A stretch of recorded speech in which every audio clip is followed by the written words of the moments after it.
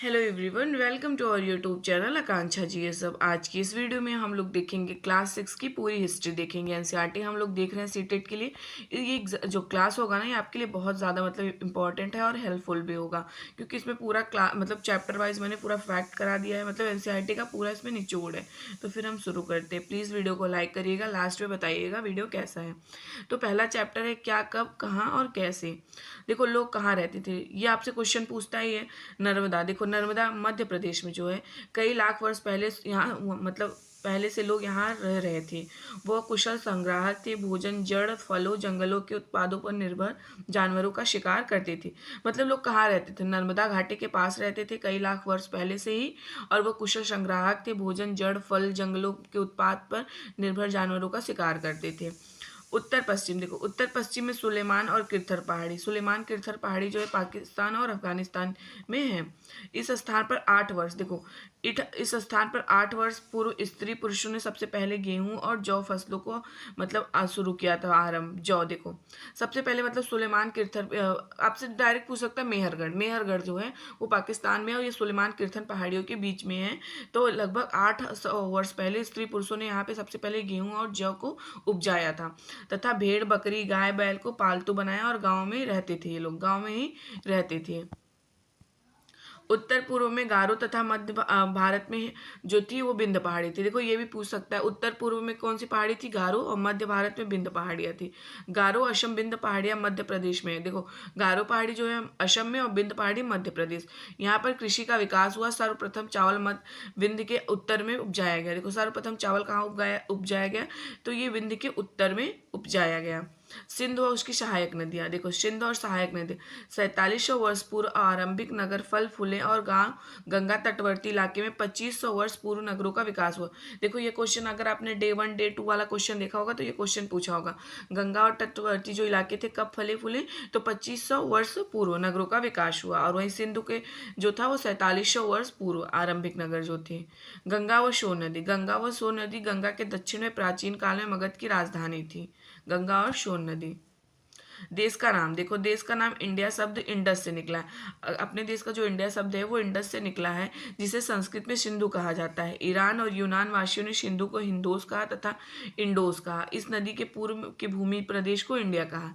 जो ईरान और यूनान वाले वासी थे ना, उन्होंने सिंधु को क्या कहा, हिंडोस कहा तथा और इंडोस कहा। इसके बाद इस नदी के पूर्व भूमि प्रदेश को इन्होंने क्या कहा, इंडिया। तो इस तरह इंडिया का नाम पड़ा और इंडिया शब्द इंडस से निकला है, जिसे संस्कृत में सिंधु कहा जाता है। भारत का नाम प्रयोग, देखो उत्तर पश्चिम में रहने वाले लोगों के एक समूह के लिए किया जाता है। इसका वर्णन ऋग्वेद में भी मिलता है। भारत जो भारत का नाम पड़ा है वो कैसे पड़ा, उत्तर पश्चिम में रहने वाले एक समूह के लिए पड़ा था। और इसका वर्णन किसमें है, ऋग्वेद में। देखो वेद हमारे 4 है, ऋग्वेद, सामवेद, अथर्ववेद, यजुर्वेद। अतीत के बारे में हम कैसे जानते हैं, अतीत के बारे में हम पांडुलिपि, ये पुस्तकें हाथ से लिखी होती थी, ताड़ के पत्तों व भुर्ज के पेड़ की छाल। देखो पहले पूछ लेगा पांडुलिपि कैसे किस मतलब किस प्रकार बनती थी, किस पे लिखी जाती थी। तो ये ताड़ के पत्तों होते थे और ये भुर्ज पेड़ का छाल, ये मतलब देखो हिमालय क्षेत्र में मिलते थे। पांडुलिपियाँ जो थी हाथ से लिखी जाती थी। ये निर्मित भोजपत्र पर लिखी जाती थी। अंग्रेजी में इसके लिए, देखो इस अंग्रेजी में ना पांडुलिपि के लिए क्या किस शब्द का प्रयोग हुआ, मैन्यू स्क्रिप्ट शब्द। लैटिन शब्द मैन्यू जिसका अर्थ है हाथ, इनका मतलब है पांडुलिपि में। धार्मिक मान्यता, व्यवहार, राजाओं के जीवन, औषधि तथा विज्ञान आदि सभी प्रकार के विषय की चर्चा मिलती है इन पांडुलिपि में। यह संस्कृत प्राकृतिक एवं तमिल भाषा में लिखी है। प्राकृतिक आम लोगों की भाषा थी। देखो ये संस्कृत और प्राकृतिक और तमिल भाषा में लिखी हुई है। प्राकृतिक भाषा जो थी ना आम लोगों की थी। अभिलेख, अतीत के बारे में जानने का एक और महत्वपूर्ण स्रोत अभिलेख है।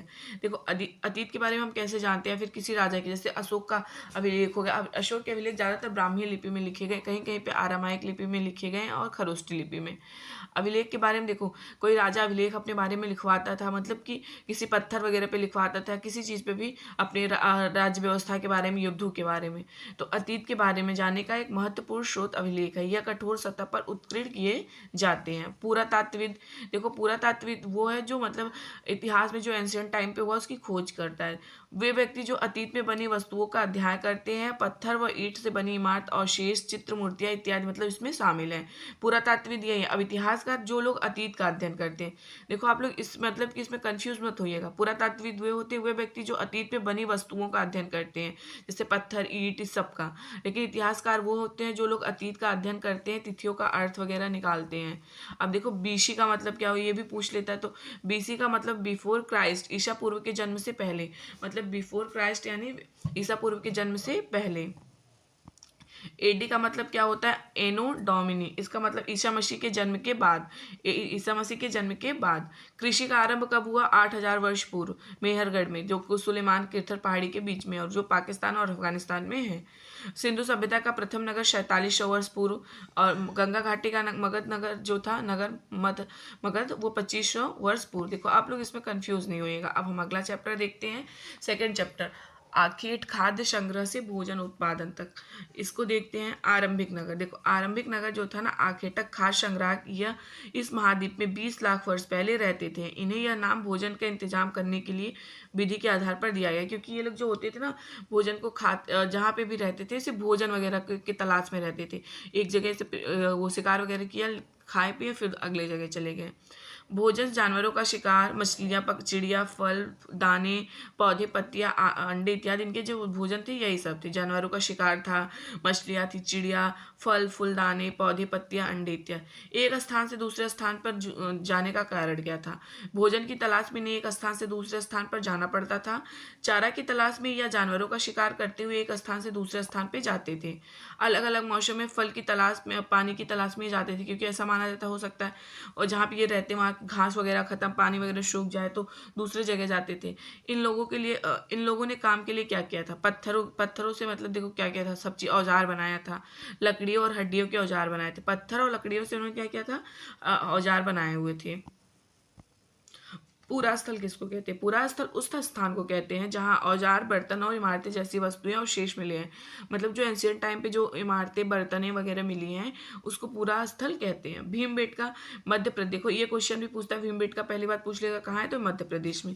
इस पूरा स्थल पर गुफाएं और कांद्राएं मिली हैं, जो जहाँ के लोग रहते थे नर्मदा घाटी के पास। ये नर्मदा घाटी के पास जो लोग रहते थे, यहाँ पे क्या क्या मिला है, गुफाएं और कांद्राएं मिली हुई हैं।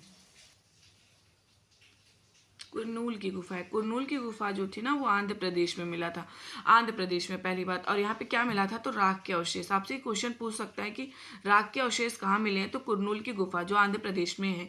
इसका उपयोग क्या होता था, देखो ऐसा माना जाता है प्रकाश के लिए करते थे लोग, मांस भूनने व खतरनाक जानवरों को दूर भगाने के लिए करते थे आग का प्रयोग, या फिर तभी तो राख मिला है। लगभग 12,000 साल पहले जलवायु में बड़े, देखो लगभग 12,000 साल पहले जलवायु में बहुत बड़ा परिवर्तन है। और मतलब कि इसके परिणाम स्वरूप कई घास वाले मैदान बनने लगे, हिरन वगैरह जो हैं वो सब होने लगे। जानवर जो थे, 12 शिंगा, भेड़, बकरी, गाय जैसे जानवरों की संख्या में बढ़ोतरी हुई और मछली महत्वपूर्ण स्रोत बन गई। देखो ये लाइन लाइन पूछता है, लाइन याद रखिएगा। 12 शिंगा, भेड़, बकरी, गाय जैसे जानवरों की संख्या में बढ़ोतरी हुई और मछली जो है महत्वपूर्ण स्रोत बना।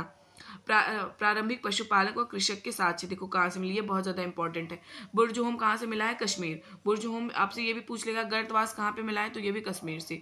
तो बुर्जहोम या फिर गर्तवास, तो ये कश्मीर से। मेहरगढ़, मेहरगढ़ कहाँ पे है, तो ये पाकिस्तान में। मेहरगढ़ कहाँ पे है, तो ये पाकिस्तान में है। अब चिराद पूछ लेगा, तो चिराद जो है बिहार में, क्योंकि ये एनसीईआरटी में दिया हुआ। कोल्डेवा ये मध्य प्रदेश में। यहीं पे सर्वप्रथम चावल का साक्ष्य मिला, अभी हमने देखा बिंद की पहाड़ी के पास सबसे पहले चावल मतलब उपजाया गया था।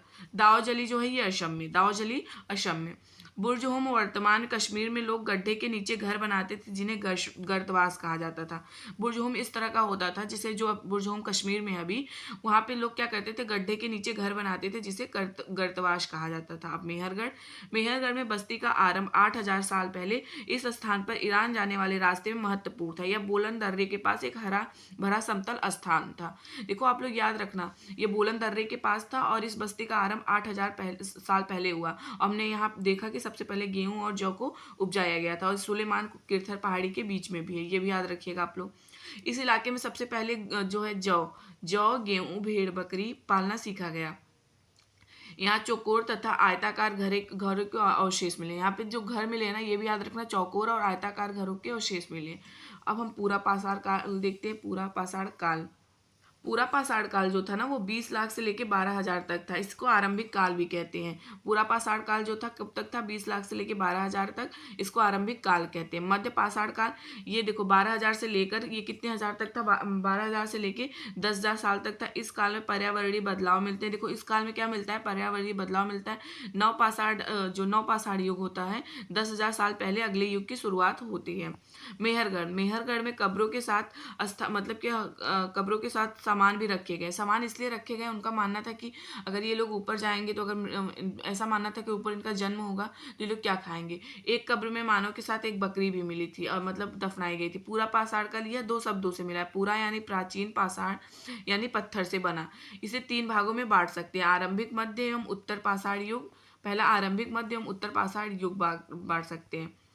आरंभिक नगर अब हम लोग देखते हैं। 3rd चैप्टर हमारा शुरू हो गया यहाँ से, आरंभिक नगर। हड़प्पा की कहानी। लगभग 150 साल पहले जब पंजाब में पहली बार रेलवे लाइन बिछाई जा रही थी तो इस काम में जुटे इंजीनियरों को अचानक हड़प्पा पूरा स्थल मिला जो आधुनिक पाकिस्तान में है। सिंधु सभ्यता सिंधु नदी के निकट विकसित हुई। देखो सिंधु सभ्यता कहाँ मतलब कि थी? आपसे यही पूछ लेगा सिंधु सभ्यता किस नदी के किनारे थी? तो सिंधु नदी के। यह सभ्यता 4700 साल पहले विकसित हुई। कब हुई? 4700 साल पहले विकसित हुई। हड़प्पा नगरों की विशेषताएं। हड़प्पा नगरों की विशेषताएं देखिए, इन नगरों को हम 2 या उससे ज्यादा हिस्सों में बांट सकते हैं। इन नगरों को हम कैसे बांट सकते हैं? 2 या उससे ज्यादा नगरों में। पहला जो है नगर दुर्ग। नगर दुर्ग यह पश्चिम भाग था और यह ऊंचाई पर बना था तथा अपेक्षाकृत छोटा था। देखो नगर दुर्ग वो था, ये पश्चिम भाग में बना हुआ था और यह ऊंचाई पर बना हुआ था। आपसे यही पूछ लेगा नगर दुर्ग का मतलब कि साचा कैसा था? तो यह पश्चिम भाग पे बना था और यह ऊंचाई पर बना था तथा अपेक्षाकृत यह छोटा था। इसको नगर दुर्ग। निचला नगर जो था ये पूर्वी भाग था और यह निचले हिस्से पर बना था। यह बड़ा था। दोनों हिस्सों की 4 दीवारी पक्की ईंट की बनाई गई थी। मतलब इसकी जो इसके हिस्से, मतलब ये मान लीजिए ये हो गया निचला नगर, तो इसके अगल बगल के जो थे ना ये पक्की ईंटों से बनाई गई थी इसकी 4 दीवारियां। मोहनजोदड़ो, इस नगर में विशाल स्नानागार। देखो ये याद रखना, मोहनजोदड़ो में विशाल स्नानागार मिला है। ये स्नानागार ईंट और प्लास्टर से बनाया गया था। इसमें पानी का रिसाव रोकने के लिए, प्लास्टर के लिए, मतलब कि इसमें जो पानी का रिसाव था उसको रोकने के लिए प्लास्टर के ऊपर चाकोल की परत चढ़ाई गई थी। इस सरोवर में 2 तरफ से उतरने के लिए सीढ़ियां बनाई गई थी और चारों ओर कमरे बनाए गए थे। कालीबंगा और लोथल से अग्निकुंड मिले। कालीबंगा और जो लोथल था वहां से क्या मिले? अग्निकुंड। हड़प्पा और मोहनजोदड़ो से भंडार गृह मिले हैं, भवन, नाले और मतलब यहाँ ये इनकी जो व्यवस्था थी ना वो नगरीय व्यवस्था थी। आपसे ये भी पूछ सकता है। भवन, नाले और सड़कें नगरों, इन घरों के आमतौर पर 1 या 2 मंजिले होते थे। घर के आंगन के चारों ओर कमरे बनाए जाते थे। मतलब जैसे ये आंगन हो गया और इसके चारों ओर जो है कमरे बनाए जाते थे। अधिकांश घरों में अपना अलग स्नान घर होता था। मतलब कि हर घरों में अधिकांश, जैसे मतलब मोस्ट घर जो होते थे उनके घर पे क्या होता था? स्नान घर बना होता था। कुछ घरों में कुएं भी होते थे, मतलब कुछ घर जो होते थे वहाँ पे कुएं भी होते थे। कई नगरों में ढके हुए नाले थे। जल निकासी प्रणाली काफी विकसित थी। घर, नाले व सड़कों का निर्माण योजनाबद्ध तरीके से किया गया था। ये भी याद रखिएगा, योजनाबद्ध तरीके से किया गया था। इनका नगरीय जीवन। हड़प्पा के नगरों में बड़ी हलचल रहा करती होगी। नगरों में लोग निर्माण कार्य में संलग्न तथा यहाँ पर धातु, बहुमूल्य पत्थर, मनके, सोने चांदी से बने आभूषण प्राप्त हुए हैं। लिपिक के कुछ लोग मुहरों पर लिखते थे, कुछ लोग शिल्पकार थे। तांबे और कांस्य औजार, हथियार बने, घने मतलब कि बर्तन बनाए गए। चांदी और सोने गहने बर्तन, बाट, चार मतलब चट, पत्थर, मनके, कानलियन पत्थर। हड़प्पा के लोग पत्थर की मुहर बनाते थे। देखो कानलियन पत्थर पे मतलब क्या करते थे हड़प्पा के लोग जो है वो मुहर बनाते थे। फ्यांस, देखो फ्यांस से क्वेश्चन आता है। बालू देखो फ्यांस बनता कैसे था? बालू, स्फटिक, पत्थरों के चूड़ को गोंद में मिलाकर तैयार किया गया ये पदार्थ है। कच्चा माल जो प्राकृतिक रूप से मिलते हैं या फिर किसान या पशुपालक उनका उत्पादन करते हैं। मेहरगढ़ अभी देखो हमने देखा 7,000 साल पहले कपास की खेती यहाँ पे हुई थी। 7,000 साल पहले कपास की खेती यहाँ पे हुई थी क्योंकि यहाँ पे कहीं कहीं पे मतलब कॉटन की चीजें मिली हुई हैं। कच्चे माल का आयात देखो कहाँ से होता था? ये क्वेश्चन आपसे पूछ लेगा, ये पूछता भी है कच्चे माल का आयात कहाँ से होता था। तांबा जो है राजस्थान से होता था, पहले तो याद रखिएगा, तांबा राजस्थान से और ओमान से। सोना ओमान और मतलब कि तांबा राजस्थान और ओमान से होता। सोना जो है कर्नाटक से। टीन जो है ईरान से। और बहुमूल्य पत्थर जो थे ना गुजरात, मतलब कि ये कहाँ से आते थे? ईरान, अफगानिस्तान से बहुमूल्य पत्थर जो थे वो आते थे। भोजन। हड़प्पाई लोग जानवर पालते थे और अनाज उगाते थे। यहाँ के लोग गेहूं, जौ, दाल, मटर, धान, तिल, सरसों उगाते थे। जुताई के लिए हल का प्रयोग किया जाता था और सिंचाई के लिए जल संचयन किया जाता होगा। हड़प्पा के लोग गाय, भैंस, बकरियां पालते थे, बैल को इकट्ठा करते थे, मछलियां पकड़ना तथा हिरन जैसे जानवरों का शिकार करते थे। क्योंकि मतलब ये लोग इसलिए करते थे और इकट्ठा भी करते थे। मान लो यहाँ का खत्म हो गया भोजन तो उसको खाएंगे बाद में। धौलावीरा, धौलावीरा पहले बात याद रखना गुजरात में है। यहाँ पे देखो खादिर बेट के किनारे को 3 भागों में बांटा गया है। हर हिस्से के चारों ओर पत्थर की ऊंचाई दीवारें बनाई गई थी। इसमें बड़े बड़े प्रवेश द्वार थे। एक खुला मैदान था जिसमें सार्वजनिक कार्यक्रम आयोजन किए जाते होंगे। इस स्थान पर हड़प्पा लिपि के बड़े अच्छा मतलब इस स्थान पे क्या मिला था, हड़प्पा लिपि के बड़े बड़े अक्षर को पत्थर में खुदा पाया गया है। लोथल, लोथल जो है ये गुजरात में है। ये खंबात की खाड़ी में मिलने वाली साबरमती उपनदी के किनारे बसा था। यहाँ शंख, मुहरे, मुंद्राकर और मुहरबंदी भंडार गृह ऐसा माना जाता है। लोथल जो था ये बंदरगाह था, ये मुख्य बंदरगाह था। ये भी याद रखना ये भोगवा नदी के किनारे पे स्थित है। सभ्यता के अंत का कारण, मतलब ये सभ्यता का अंत क्यों हुआ, नदियाँ, ऐसा माना जाता है कि नदियाँ सूख गई, जंगलों का विनाश हो गया। देखो अभी क्वेश्चन आपने देखा होगा 2021 वाले में आया था, बाढ़ आ गई होगी। ऐसा भी माना जाता है चारागाह समाप्त हो गए होगा, शासकों का नियंत्रण भी समाप्त हो गया होगा। तो इस तरह मतलब इस सभ्यता का जो है विनाश हो गया या फिर समाप्त। अगला चैप्टर हमारा है जो क्या बताती है किताबें और कब्रें, इसको देखते हैं। प्राचीनतम ग्रंथ जो है हमारा वेद जो है उसमें दिया हुआ है। वेद का शाब्दिक अर्थ है ज्ञान, वेदों का संकलन। कृष्ण मतलब कि वेदों का संकलन यानी वेद व्यास ने किया। वेद 4 है, पहला हमने आपको बता दिया था पहले, ऋग्वेद, सामवेद, यजुर्वेद और अथर्ववेद। अथर्ववेद था होगा यहाँ पे, अथर्ववेद होगा। ऋग्वेद सबसे पुराना वेद है। देखो ऋग्वेद हमारा जो है सबसे पुराना वेद है। ऋग्वेद की रचना 3500 साल पहले हुई है, 3500 साल पहले हुई है। ऋग्वेद में 1000 से ज्यादा प्रार्थनाएं जिन्हें सूक्त कहा जाता है। सूक्त जो है ना 1028 है, पहली बात तो आप लोग याद रखिएगा। और 10 मंडल है इसमें। देखो इसमें क्या है, देखो इसमें कितना है, 10 मंडल है, 1028 सूक्त मैंने आपको पहले ही बता दिया। इसमें मंत्र कितने हैं तो 10,600 मंत्र हैं इसमें, 10,600 मंत्र हैं इसमें। ऋग्वेद की भाषा, ऋग्वेद की भाषा प्राकृतिक या वैदिक संस्कृत है। ऋग्वेद की भाषा क्या है, प्राकृतिक या वैदिक संस्कृत है। इसमें 3 देवता महत्वपूर्ण है ऋग्वेद में, अग्नि, इंद्र, सोम। सोम जो है पौधे वाले देवता थे।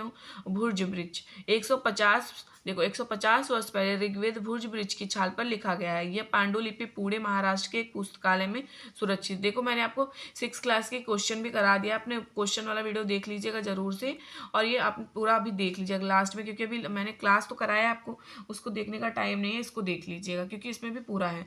प्रार्थना है ऋग्वेद में मवेशियों खासकर पुत्रों और घोड़ों की प्राप्ति के लिए। देखो प्रार्थना ऋग्वेद में जो ना है प्रार्थनाएं किस लिए थी, खासकर पुत्रों के लिए थी, मवेशियों के घोड़ा की प्राप्ति के लिए, रथ खींचने, लड़ाई के लिए अनेक प्रार्थनाएं हैं। ऋग्वेद में अनेक नदियों का जिक्र है। ऋग्वेद में जो है अनेक नदियों का जिक्र है, जैसे व्यास, सतलज हो गए, सरस्वती और सिंधु तथा गंगा, यमुना का बस एक बार जिक्र हुआ। देखो गंगा और यमुना का बस एक बार जिक्र हुआ है। लोगों का वर्गीकरण काम, भाषा, परिवार, समुदाय, निवास स्थान, सांस्कृतिक परंपरा के आधार पर किया जाता था।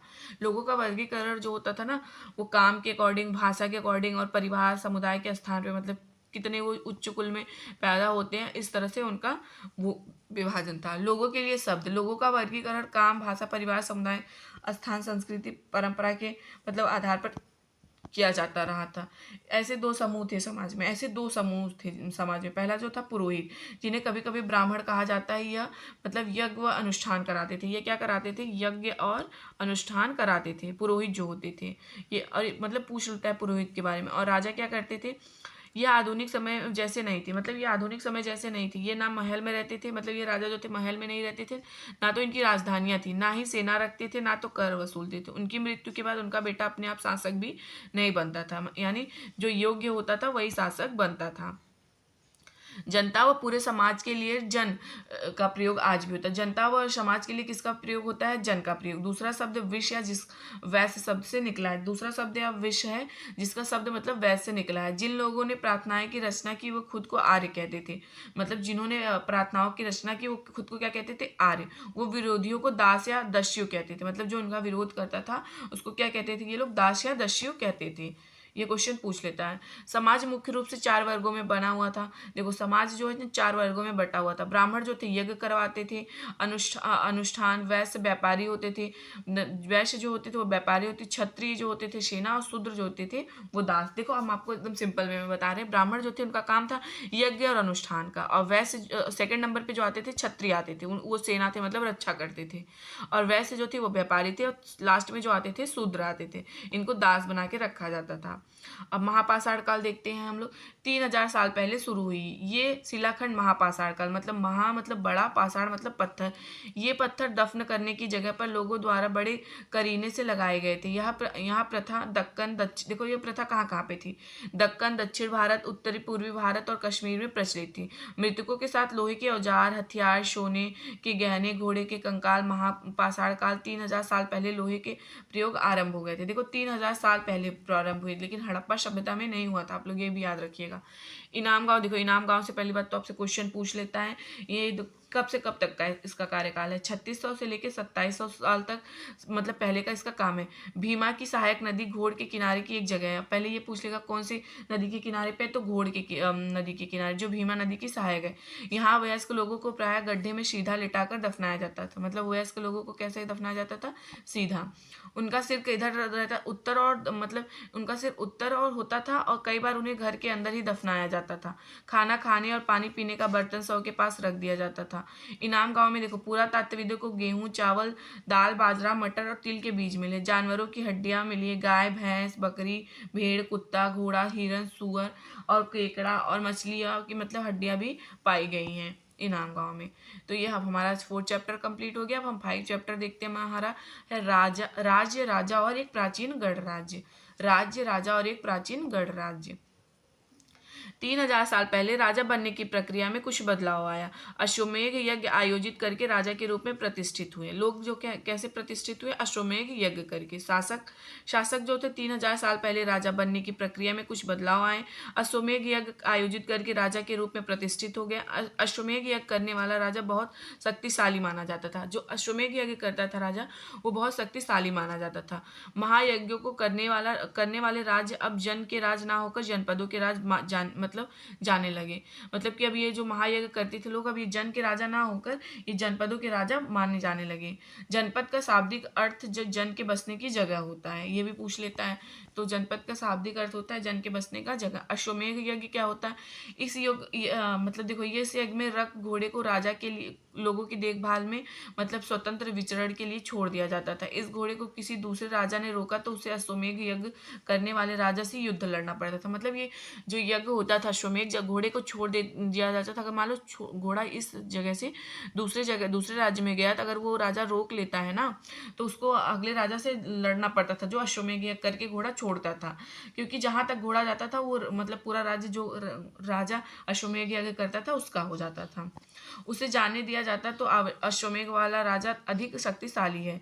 मतलब अगर जाने दे तो ये दिखाया जाता था कि जिसने अश्वमेध यज्ञ किया वो बहुत शक्तिशाली है। यज्ञ जो है पुरोहित द्वारा संपन्न होता था तथा विभिन्न राजा को आमंत्रित किया जाता था। उत्तर वैदिक ग्रंथ, उत्तर वैदिक ग्रंथ वो होते हैं जो ग्रंथ ऋग्वेद के बाद रचे गए हैं, जैसे सामवेद हो गया, यजुर्वेद हो गया, अथर्ववेद हो गया, उपनिषद हो गया।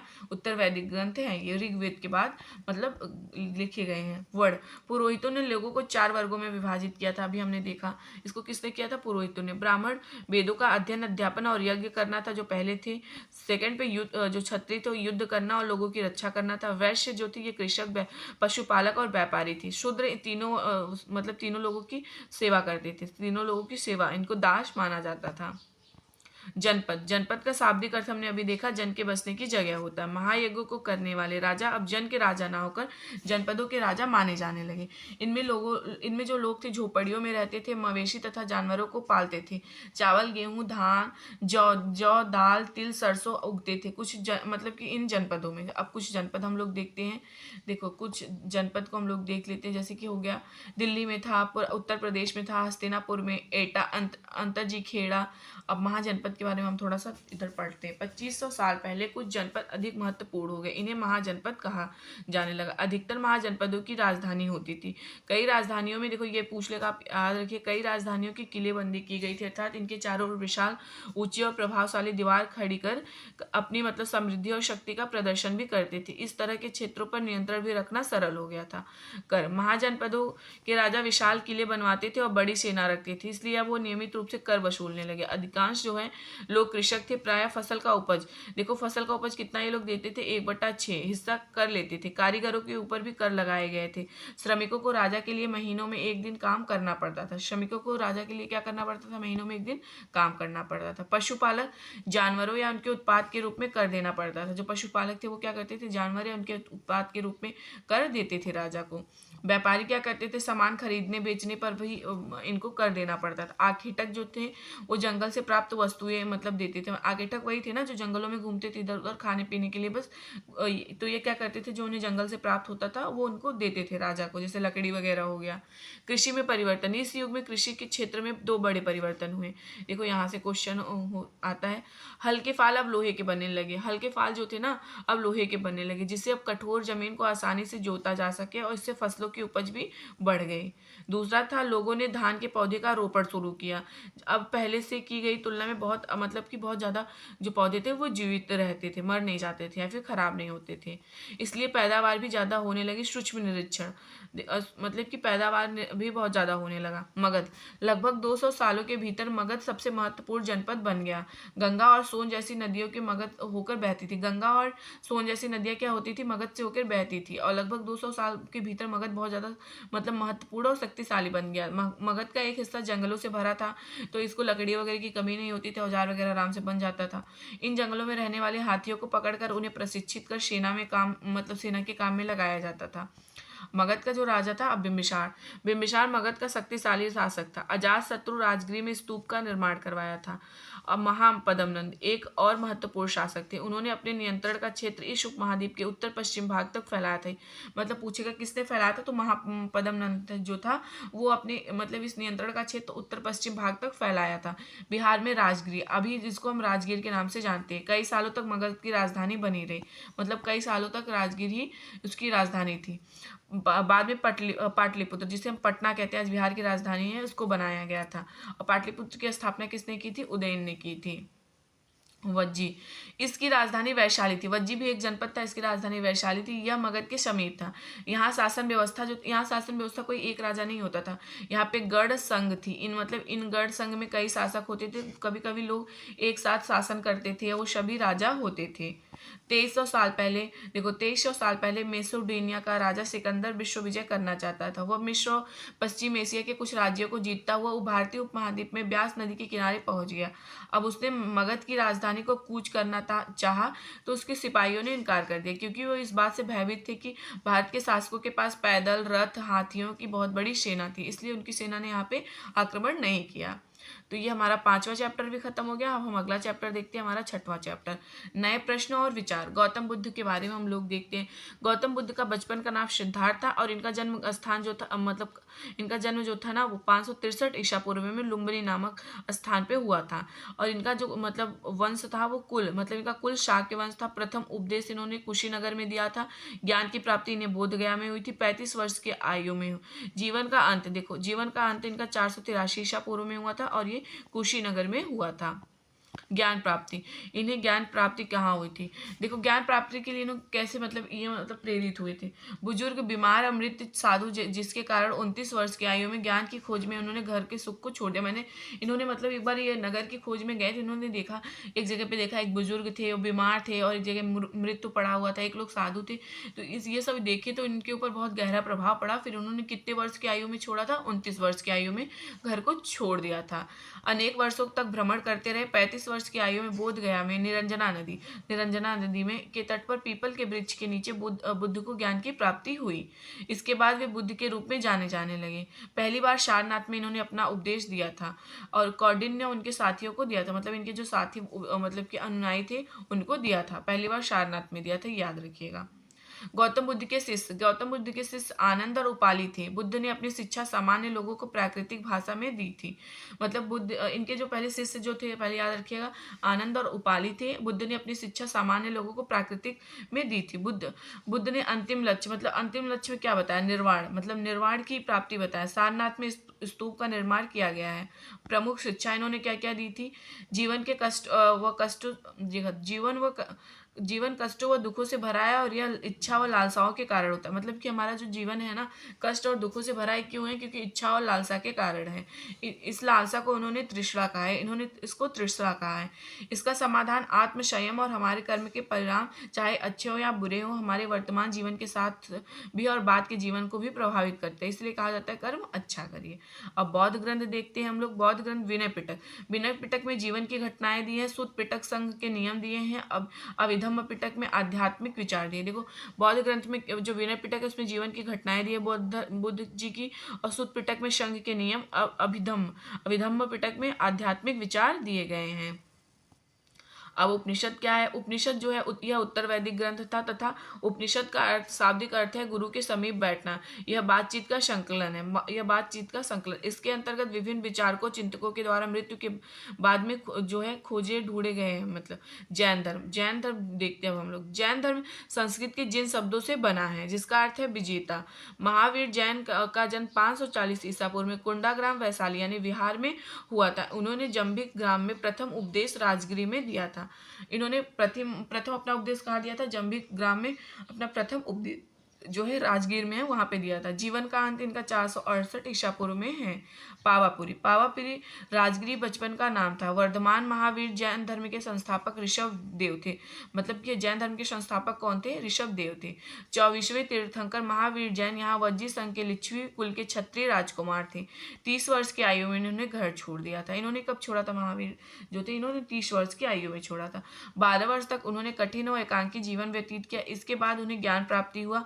महावीर ने अपनी शिक्षा प्रकृति में दी थी। इनके जो 3 रत्न थे, त्रिरत्न जिसको कहा जाता है, सम्यक ध्यान, सम्यक दर्शन, सम्यक आचरण। जैन दिगंबर और श्वेतांबर भी होते थे। मतलब 2 लोग होते थे, दिगंबर और श्वेतांबर।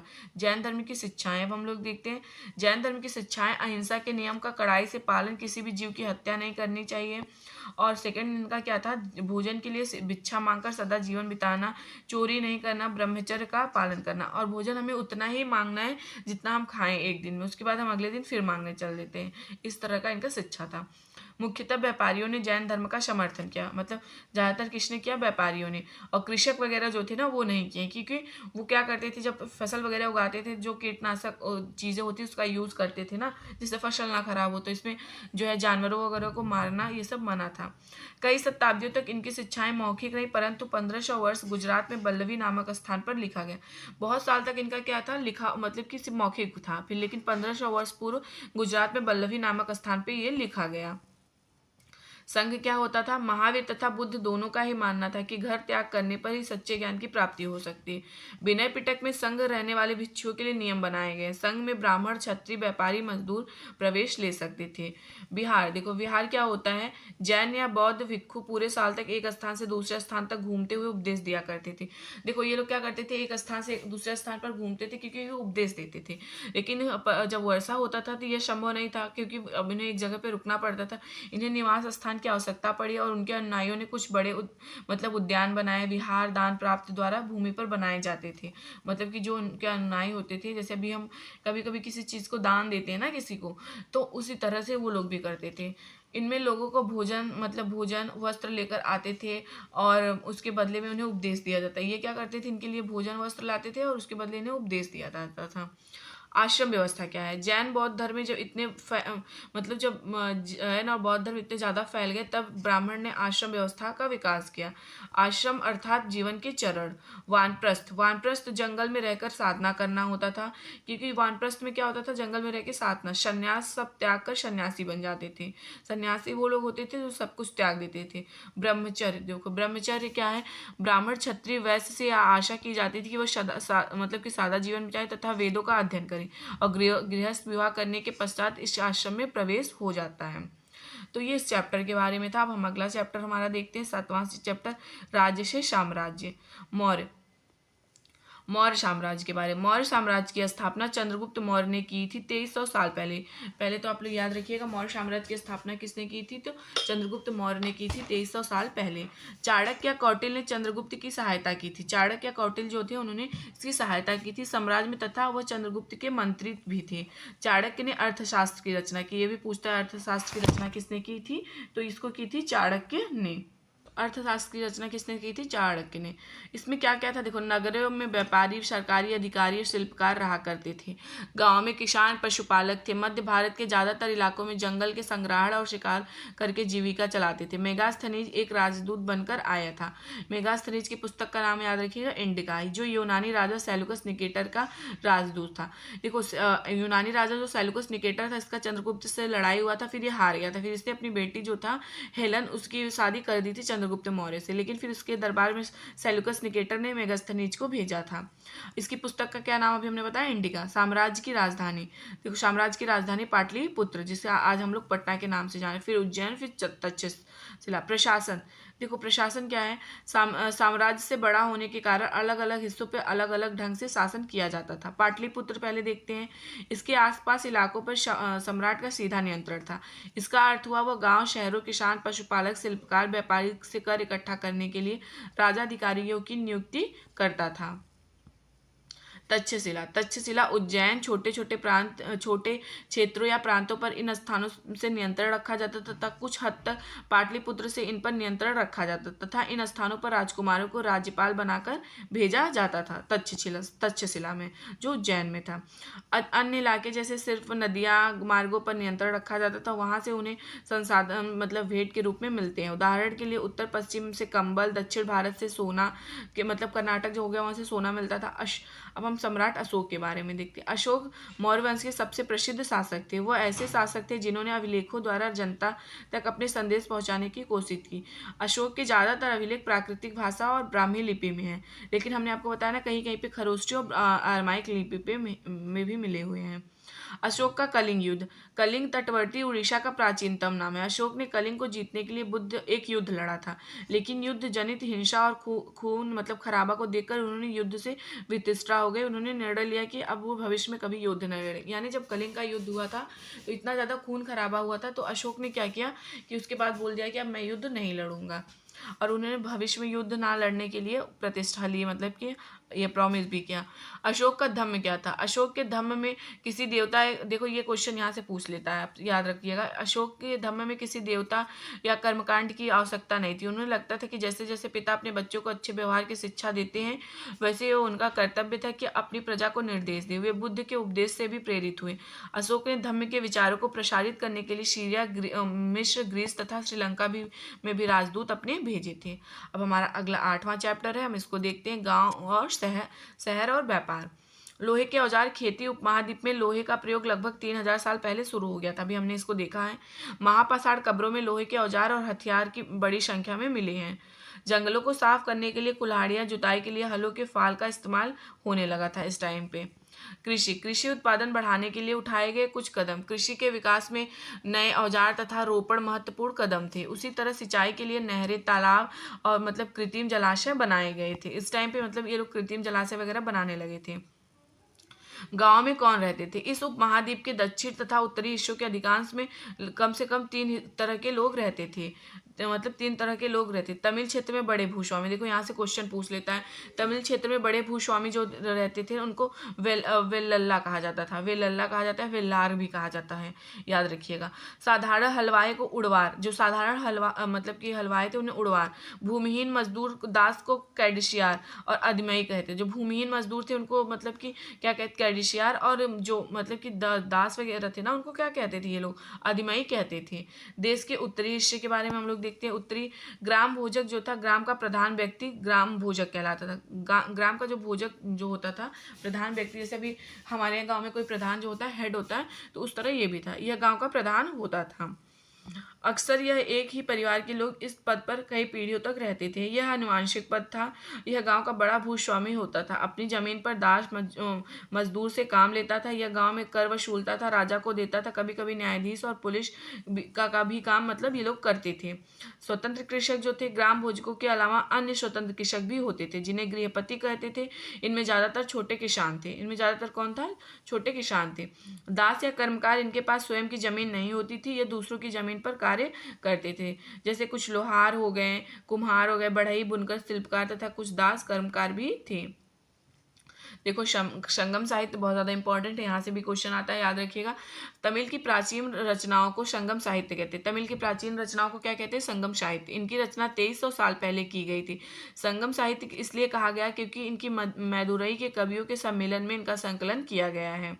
आहत सिक्के जो थे ना, ये सबसे पुराने आहत सिक्के थे, जो करीब 500 साल चले। चांदी या तांबे के सिक्कों पर विभिन्न आकृतियों के मतलब ये बनाए जाते थे। इसके कारण इन्हें आहत सिक्का कहा जाता था। कब? पहले याद रखिएगा, आहत सिक्के कब चले थे? तो 500 साल पहले। चांदी या तांबे के सिक्कों पर विभिन्न आकृतियों के ये बनाए जाते थे, इसलिए और इन पे आकृति यानी चित्र बनाए जाते, इसलिए इसको आहत सिक्का कहा गया है। नगर अब हम लोग देखते हैं। अनेक गतिविधियों के केंद्र अक्सर कई कारणों से महत्वपूर्ण हो जाते थे। उदाहरण के लिए मथुरा 2500 साल पहले से भी ज्यादा एक महत्वपूर्ण नगर रहा है। और वहीं 2000 साल पहले मथुरा कुसाणु की दूसरी राजधानी बनी। देखो, अब यहीं से क्वेश्चन आपसे पूछता है, कुसाणु की राजधानी क्या थी? तो मतलब ये दूसरी राजधानी मथुरा, कुसाणु की राजधानी मथुरा थी। मथुरा बेहतरीन मूर्तियां बनाने का केंद्र था। मथुरा एक धार्मिक केंद्र भी रहा है। धार्मिक केंद्र भी मतलब कि उस टाइम पे रहा है। अनेक गतिविधियों के अक्सर मतलब जैसे कारणों से महत्वपूर्ण थे ये। उदाहरण के लिए जैसे मथुरा हो गया, ये मतलब 2500 साल से पहले से भी ज़्यादा मतलब समय से ये महत्वपूर्ण। इस यहाँ पे मतलब कि देखो, मूर्ति बनाने का बहुत महत्वपूर्ण काम किया जाता है। कुशाणों की राजधानी भी थी ये। शिल्प तथा शिल्पकार, पुरास्थलों स्थलों से शिल्प के नमूने मिले। इनमें मिट्टी के बहुत से पतले सुंदर बर्तन मिले, जिन्हें उत्तरी काले चमकीले पात्र भी कहा जाता है, क्योंकि ये ज़्यादातर जो है ना उपमहाद्वीप के उत्तरी भागों में मिले हैं, इसलिए। अनेक शिल्पकार तथा व्यापारी अपने अनेक संघ में लगे थे, जिन्हें श्रेणी कहते थे। काम प्रशिक्षण देना, कच्चा माल उपलब्ध कराना, मेल का वितरण कराना। सूक्ष्म निरीक्षण क्या होता था, इसको देखते हैं। अरिकामेडु जो पुडुचेरी में था, 2200 से लेकर 1900 साल पहले। देखो, 2200 से लेकर 1900 साल पहले एक पतन था। यहाँ से दूर दूर आए जहाजों का सामान उतारे जाते थे। इस स्थान से भूमध्य सागरीय एफोरा जैसे पात्र मिले हैं। इसमें तेल, शराब जैसे तरल भी मतलब रखे जाते थे। ये आपसे पूछ लेता है क्वेश्चन अरिकामेडु के बारे में। अगला हमारा चैप्टर है 9वां चैप्टर, नए साम्राज्य और राजव। हमारे 2 चैप्टर बचे, आप लोग प्लीज कमेंट करके बताइएगा वीडियो कैसा है। प्रशस्तियां देखते हैं। प्रशस्तियां वो होती है, यह एक विशेष किस्म का अभिलेख है जिन्हें प्रशस्ति कहते हैं। यह एक संस्कृत शब्द है जिनका अर्थ है प्रशंसा से होता है। प्रशस्तियां लिखने का प्रचलन भी था, मतलब कि उस टाइम पे राजा जो थे ना प्रशस्तियां लिखवाते थे अपने बारे में। अब देखते हैं हम समुद्रगुप्त की प्रशस्ति, जो हमारे क्लास 6 में दिया हुआ है। समुद्रगुप्त की प्रशस्ति। समुद्रगुप्त के दरबार में कवि व मंत्री रहे। हरिशेन ने इसमें राजा की एक योद्धा, युद्ध को जीतने वाले राज्य विद्वान तथा एक उत्कृष्ट कवि ने भरपूर प्रशंसा की है। हरिशेन जो थे ना, इसमें राजा की योद्धा, युद्धों को जीतने वाले विद्वान तथा उत्कृष्ट कवियों की भरपूर प्रशंसा की। समुद्रगुप्त के दरबार में ये रहते थे हरिशेन। हरिशेन द्वारा समुद्रगुप्त की जो नीतियां थी, पहला, आर्यावर्त के 9 शासकों को चंद्रगुप्त ने हराकर उनके राज्य को मतलब अपने साम्राज्य में मिला लिया था। पहला याद रखिए, आर्यावर्त के जो 9 शासक थे, समुद्रगुप्त ने उनको हरा के अपने राज्य में मिला लिया था। दक्षिणापथ के 12 शासक आते हैं। इनमें सब ने हार जाने पर समुद्रगुप्त के सामने मतलब इनको क्या किया था, आत्मसमर्पण कर दिया था। अब याद रखिएगा, ये भी पूछ लेता है दक्षिणापथ की विजय कौन थे? समुद्रगुप्त। और इन्होंने क्या किया था ना, जब इन्होंने आत्मसमर्पण कर लिया था तो इन लोगों को इनकी जमीन वगैरह और फिर जो था राज्य लौटा दिया था, बस इनसे टैक्स लेते थे। इसमें असम, तटीय बंगाल, नेपाल, उत्तर पश्चिम में कई गढ़ या संघ आते थे। ये समुद्रगुप्त के लिए उपहार लाते थे। उनकी राजाओं आज्ञाओं का पालन करते थे, उनके दरबार में उपस्थित हुआ करते थे। चौथा जो था कुषाण तथा शक वंश श्रीलंका के शासक भी थे। इन्होंने समुद्रगुप्त की अधीनता स्वीकार की। इन्होंने क्या किया था, समुद्रगुप्त की अधीनता स्वीकार की और अपनी पुत्रियों का विवाह उससे कर दिया था। अब हम विक्रम संवत देखते हैं। लगभग मतलब 58 ईसा पूर्व में प्रारंभ में होने वाले विक्रम संवत को गुप्त राज चंद्रगुप्त द्वितीय के नाम से जोड़ा जाता है। मतलब देखो ऐसा जोड़ा जाता है कि विक्रम संवत किसने चलाया था, तो गुप्त के राजा जो थे चंद्रगुप्त द्वितीय, उन्होंने चलाया, मतलब कि उन्होंने ही चलवाया था। और चंद्रगुप्त द्वितीय जो थे ना, विक्रमादित्य की उपाधि भी धारण की है। ऐसा कहा जाता है कि उन्होंने शकों पर विजय के प्रतीक के रूप में इस संवत की स्थापना की थी। विक्रमादित्य की उपाधि भी इन्होंने ही धारण की थी। ऐसा क्यों किया था? क्योंकि इन्हें कहा जाता है कि शकों पे इन्होंने विजय प्राप्त की थी। वंशावलियां जो थी, इनकी अधिकांश प्रशस्तियां शासकों के पूर्वजों के बारे में भी बताती हैं। उनकी माँ कुमार देवी लिच्छवीगढ़ की थी और पिता चंद्रगुप्त वंश के पहले शासक थे, जिन्होंने महाराजाधिराज की उपाधि धारण की थी। समुद्रगुप्त ने भी यह उपाधि धारण की थी। हर्षवर्धन देखते हैं, हर्षवर्धन तथा हर्षचरित। हर्षचरित की रचना देखो बाणभट्ट ने की थी। हर्षवर्धन जो थे वो कन्नौज के राजा थे। 1400 साल पहले हर्षवर्धन ने शासन किया। उन्होंने दरबारी कवि जो थे उनके बाणभट्ट ने संस्कृत में उनकी जीवनी हर्षचरित लिखी थी। इसमें हर्षवर्धन की वंशावली देते हुए उनके राजा बनने तक का वर्णन किया। चीनी यात्री देखो, चीनी यात्री वेन शोंग जो था ना, वेन शोंग हर्षवर्धन के कार्यकाल में ही आया था। उन्होंने वहाँ जो कुछ देखा, उनका उसका विस्तृत विवरण दिया। देखो थानेश्वर के राजा, इसको मतलब थानेश्वर के राजा मगध बने और बंगाल को जीतकर उन्होंने पूर्व में सफलता भी ली और दक्कन की ओर बढ़ने की कोशिश। जब ये दक्कन की ओर मतलब कि ये बढ़ने की कोशिश की, तब पुलकेशिन द्वितीय ने इनको हरा दिया था। चालुक्य वंश के थे ये पुलकेशिन द्वितीय। इन्होंने क्या किया था, इनको हरा दिया था और उन्हें रोक दिया। पुलकेशिन द्वितीय इनको रोक दिया था, आगे साम्राज्य बढ़ाने नहीं दिया हर्षवर्धन को। प्रशस्तियां, इस काल में पल्लव और चालुक्य दक्षिण भारत के सबसे महत्वपूर्ण राजवंश थे। पल्लवों का राज्य मतलब राज्य राजधानी कांचीपुरम के आसपास के क्षेत्र से लेकर कावेरी नदी के डेल्टा तक फैला था, जबकि चालुक्यों का राजा कृष्णा और तुंगभद्रा नदियों के बीच में स्थित था। चालुक्यों की राजधानी एहोल थी। चालुक्यों की राजधानी क्या थी? एहोल थी। यह एक प्रमुख व्यापारिक केंद्र था। यह क्या था? प्रमुख व्यापारिक केंद्र। धीरे धीरे एक धार्मिक केंद्र भी बन गई, जहाँ कई मंदिर थे। पल्लव और चालुक्य एक दूसरे से सीमाओं का अतिक्रमण करते थे। पुलकेशिन द्वितीय सबसे शक्तिशाली चालुक्य राजा था। उनके बारे में हमने उनके दरबारी कवि रविकृति, इनके कवि का नाम पूछ लेता है, रविकृति द्वारा रचित प्रशस्ति से पता चलता है। रविकृति के अनुसार उन्होंने पूर्व तथा पश्चिम दोनों समुद्र तटीय इलाकों में अपने अभियान चलाए। इसके अतिरिक्त उन्होंने हर्ष को भी आगे बढ़ने से रोका था। अभी हमने देखा जैसे उन्होंने रोक लिया था। अगला था इन राज्यों का प्रशासन कैसे चलता था। प्रशासन की प्राथमिक इकाई गांव होती थी। देखो यहाँ से क्वेश्चन पूछता, प्रशासन की प्राथमिक इकाई क्या होते थे? गांव होते थे। लेकिन धीरे धीरे कई नए बदलाव आए। कुछ महत्वपूर्ण प्रशासकीय पद आनुवांशिक बन गए। मतलब जैसे अब राजा का बेटा राजा ही होने लगा, और जैसे जो मंत्री होता था उसका बेटा मंत्री हो गए। कभी कभी एक ही व्यक्ति कई पदों पर कार्य करता था। वहाँ के स्थानीय प्रशासन में प्रमुख व्यक्तियों का बहुत बोलबाला था, मतलब कि जो ज़्यादा थोड़ा संपन्न थे उनका ही। एक नए प्रकार की सेना सामंत भूमि से कर वसूलते थे, जिसमें सेना तथा घोड़ों की देखभाल करते थे। साथ ही वो इस युद्ध के लिए हथियार भी जुटाते थे। दक्षिण के राज्यों में सभाएं जो थी, पल्लव के अभिलेखों में कई स्थानीय सभाओं की चर्चा। इनमें से एक ब्राह्मण भूस्वामियों का संगठन, जिसे सभा कहते हैं। ये सभाएं उप समितियों के जरिए सिंचाई, खेती बाड़ी जुड़ा मतलब कि विभिन्न काम देखती थी। सड़क निर्माण, शनि मंदिरों को देख रेख आदि का काम करती थी। मतलब ये सभाएं जो थी इस तरह का काम करती थी। नगर जो थे क्या था? व्यापारी के संगठन का नाम था। संभवतः इन सभाओं पर धनी तथा शक्तिशाली भूस्वामी और व्यापारियों का नियंत्रण था। कालिदास ने अभिज्ञान शाकुंतलम की रचना की थी। आप लोग ये भी याद रखिएगा। कालिदास किसके दरबारी थे? चंद्रगुप्त द्वितीय के। और चंद्रगुप्त द्वितीय के ही काल में जो विक्रमादित्य थे, उन उपाधि धारण की थे, उनके भी नवरत्न उनके ही कार्यकाल में रहते थे। अब हम देखते हैं 10वां चैप्टर, लास्ट हमारा चैप्टर है। इसके बाद हम ज्योग्राफी देखेंगे, और ऐसे में हम पहले अलग अलग से देखेंगे, फिर हम मैराथन एक क्लास भी देखेंगे। पहले आप इसको देख लेंगे ना, ये मैराथन ही है 6 की पूरी, और बहुत ज़्यादा इंपॉर्टेंट है, बहुत ज़्यादा लंबा वीडियो भी नहीं है। तो इसका जो चैप्टर उसका नाम है इमारतें, चित्र तथा किताबें। लौह स्तंभ, महरौली दिल्ली में कुतुब मीनार के परिसर में खड़ा लौह स्तंभ ये भारतीय शिल्पकारों की कुशलता का एक अद्भुत उदाहरण है। ये इसकी जो ऊंचाई है 7.2 मीटर है, वजन जो इसका है 3 टन से भी ज़्यादा है। इसका निर्माण लगभग 1500 साल पहले हुआ है। इसके बनाने के समय की जानकारी हमें इस पर खुदे अभिलेख से मिलती है। इतने वर्षों के बाद भी इसमें जंग नहीं लग रहा है। ईंटों और पत्थरों, देखो ईंटों और पत्थरों की इमारतें हमारे शिल्पकारों की कुशलता के नमूने स्तूप जैसे कुछ मतलब इमारतों में देखने को मिलते हैं। स्तूप का शाब्दिक अर्थ होता है, देखो ये पूछ लेगा, टिला होता है। हालांकि स्तूप विभिन्न आकार के भी थे, कभी गोल थे, कभी लंबे थे, कभी बड़े या छोटे थे। उन सब में एक समानता है। प्राय स्तूप के भीतर एक छोटा सा डिब्बा रखा जाता है। डिब्बों में बुद्ध या उनके अनुयायियों के शरीर के अवशेष जैसे दांत, हड्डी, राख या उनके द्वारा प्रयुक्त कोई चीज, कोई कीमती पत्थर अथवा सिक्के रखे रहते हैं। इस मतलब इसी धातु को मंजूषा कहते हैं। क्या कहते हैं? इस धातु को मंजूषा। प्रारंभिक स्तूप धातु मंजूषा के ऊपर रखी मिट्टी का टेला होता था। और उसके बाद के काल में उस गुंबद नुमा ढांचे को तराशते हुए पत्थर को ढक दिया गया। प्राय स्तूपों के चारों ओर परिक्रमा करने के लिए एक वृत्ताकार पथ बना था, जिसे पद मतलब क्या कहते थे? पदक्षिण पथ कहते थे। प्रद दक्षिण पद कहते थे।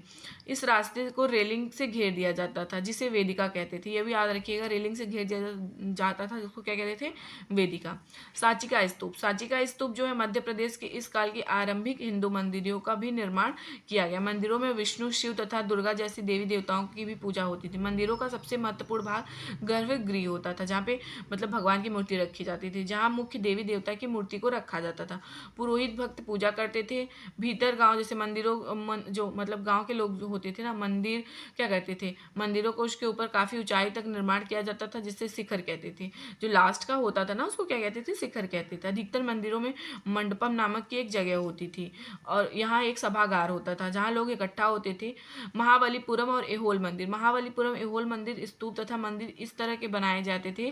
पहले अच्छे किस्म के पत्थर ढूंढ कर मतलब लाए जाते थे, या फिर शिलाखंडों को खोद कर निकाला जाता है। यहाँ पत्थरों को काट छाट कर तराशने के बाद खंभों, दीवारों, चौखटों, फर्शों तथा छतों के आकार का दिया जाता। मुश्किल सबके तैयार हो जाने पर सही जगहों पर उन्हें लगाया जाना काफी मुश्किल का काम होता था। पुस्तकों की दुनिया देखते हैं। 1800 साल पहले एक प्रसिद्ध तमिल महाकाव्य शिल्पदिकारम, देखो यहाँ से क्वेश्चन पूछता है। 1800 साल पहले एक प्रसिद्ध तमिल काव्य कौन थे? शिल्पदिकारम की रचना इलांगो नामक कवि ने की थी। शिल्पदिकारम की रचना किसने की थी? इलांगो नामक कवि। और 1800 साल पहले इसकी रचना हुई थी, और ये तमिल महाकाव्य है। पुरानी कहानियां। पुराण का शाब्दिक अर्थ है प्राचीन। इसमें विष्णु, शिव, दुर्गा, पार्वती जैसी देवी देवताओं से जुड़ी कहानियां हैं। दो संस्कृत महाकाव्य हैं, महाभारत और रामायण। लंबे अरसे से लोकप्रिय रहे हैं। पुराणों और महाभारत दोनों को व्यास के नाम से ऋषि ने संकलित किया था। संस्कृत रामायण के लेखक वाल्मीकि को माना जाता है, लेकिन रामचरितमानस अगर पूछेगा तो तुलसीदास। विज्ञान की पुस्तकें। इसी समय गणितज्ञ तथा जो खगोल शास्त्री थे ना, उन्होंने क्या किया था? पुस्तकें लिखना स्टार्ट कर दिया था। आर्यभट्ट ने संस्कृत में आर्यभट्टियम नामक पुस्तक लिखी थी। इन्होंने क्या की थी? आर्यभट्टियम नामक पुस्तक लिखी थी। इसमें इन्होंने लिखा था कि दिन और रात पृथ्वी के अपने धुरी पर चक्कर काटने की वजह से होते हैं, जबकि लगता है रोज सूर्य निकलता है और डूबता है। उन्होंने ग्रहण के मतलब ग्रहों के बारे में भी बताया, और ग्रहण के बारे में भी वैज्ञानिक तर्क दिया था। तो ये पूरा हमारा क्लास 6 का हिस्ट्री समाप्त हो गया। अगर वीडियो पसंद आए तो प्लीज़ वीडियो को ज़रूर से कमेंट करिएगा, लाइक करिएगा, चैनल को सब्सक्राइब भी करिएगा और शेयर भी करिएगा वीडियो को। Thank you.